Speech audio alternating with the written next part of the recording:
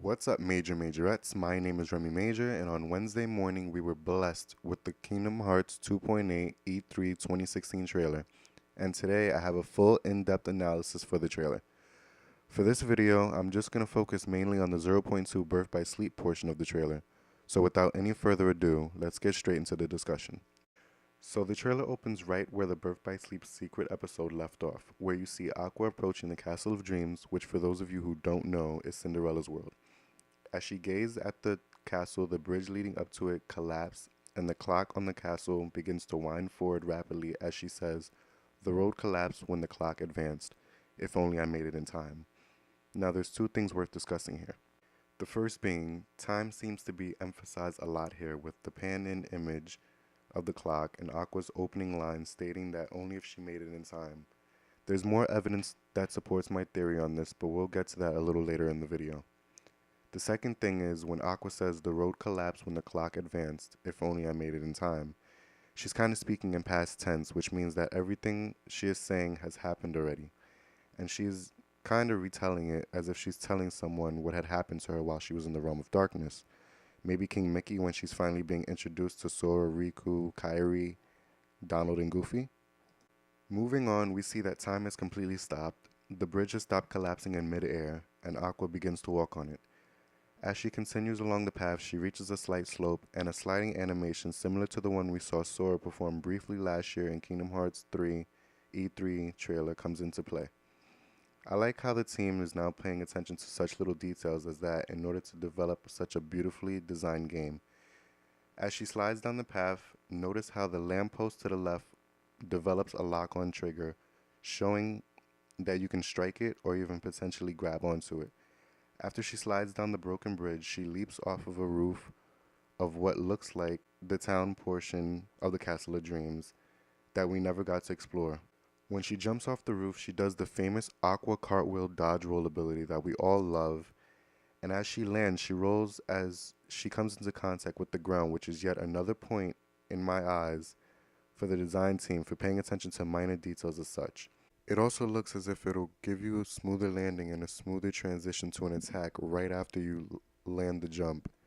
Next, in a quick flash, you see Aqua summon her Keyblade while running toward a group of Heartless, all by what seems to be the town square.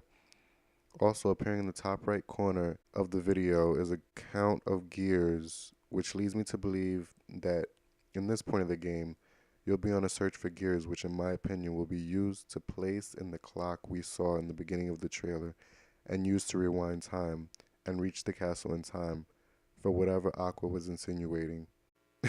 Oh yeah, and spoiler alert, you should find the first gear before you reach the town square. Just saying. Yeah, you could thank Square Enix for that one. Anyways, back to the analysis. Aqua then makes it to the town square where we get our first glimpse at a brand new Heartless. This Heartless immediately has the yellow eyes, which is a characteristic of a pure blood Heartless, but it also strongly resembles a Dark Ball Heartless. After looking back at the previous Kingdom Hearts 3 trailer released at last year's E3, the Heartless that came out of the water when Sora was climbing Mount Olympus looks very similar to this Heartless, almost as if it has the ability to consume any element that surrounds them. I think that in the same sense as the Heartless that was on Mount Olympus that came out of the water knowing water-based attacks, that this Heartless in this trailer consumes the fire from the surrounding lampposts considering they're lantern lit and not powered by electricity. Another thing to note is that they have elevated the magic animations tremendously. The Blizzaga animation is so beautifully detailed with all of the ice shards surrounding it. Next we see Aqua use Thundaga, which nearly blinds the entire screen with light on what I think is the normal version of the Heartless I talked about before. The normal version seems to not take up any form of element and looks like it takes up a true form of some type of bat. Now let's go back just a bit and talk about the heads-up display and the commands list.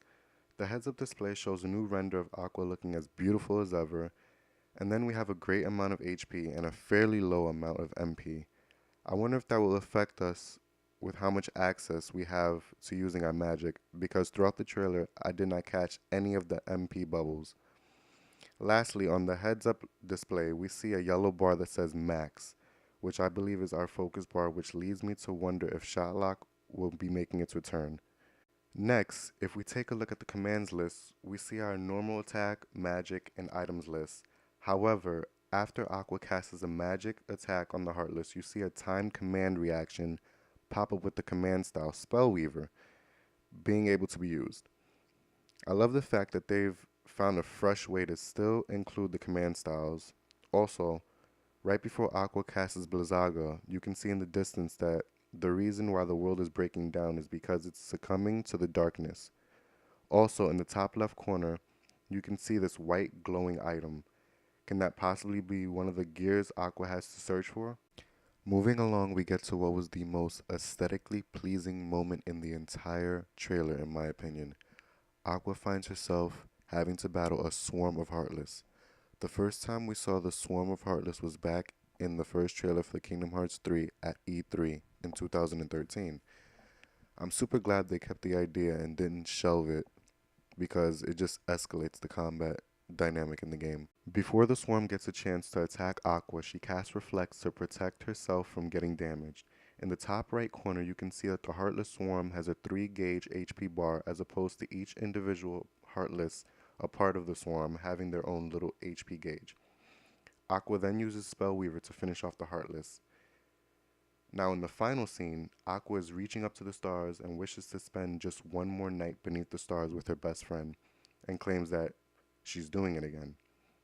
While Terra, who we presumed his heart and body was taken over by Master Xehanort and his soul is within his armor in the form of the Lingering Will, appears to walk down what seems to be the stairs to the entrance of the Castle of Dreams.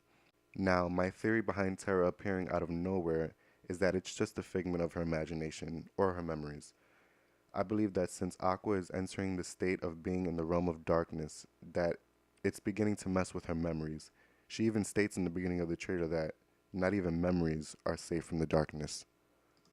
Well, there you have it, guys. That's my in-depth analysis for the new Kingdom Hearts 2.8 trailer. Don't forget to comment, like, and subscribe, and I'll see you in the next video.